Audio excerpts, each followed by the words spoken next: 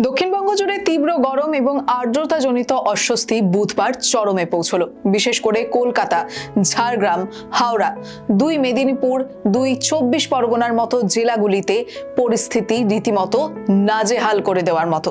এমত অবস্থায় কিছুটা হলেও স্বস্তির খবর নিয়ে এলো আবহাওয়া দফতর। বুধবার বিকেল বা রাতে কলকাতা ও সংলগ্ন জেলাগুলিতে বজ্রবিদ্যুৎ সহ বিক্ষিপ্ত বৃষ্টিপাতের সম্ভাবনা রয়েছে। বৃহস্পতিবার থেকে শনিবার পর্যন্ত বজ্রবিদ্যুৎ সহ ঝড় বৃষ্টির পরিমাণ বাড়তে পারে। বিশেষ করে দক্ষিণ 24 পরগনা, পূর্ব ও পশ্চিম মেদিনীপুর, ঝাড়গ্রাম এবং হাওড়া জেলাগুলিতে 40 থেকে 50 কিলোমিটার প্রতি ঘন্টার দমকা হাওয়া ও মাঝারি বৃষ্টিপাতের আশঙ্কা করা হচ্ছে। কলকাতাতেও হালকা থেকে মাঝারি বৃষ্টির সম্ভাবনা থাকছে। বুধবার কলকাতার সর্বনিম্ন তাপমাত্রা ছিল 28 ডিগ্রি সেলসিয়াস।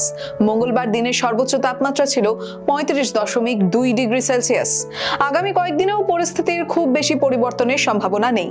তবে বৃহস্পতিবার থেকে শনিবার বজ্রবিদ্যুৎ সহ বৃষ্টি কিছুটা স্বস্তি দিতে পারে শহরবাসীকে।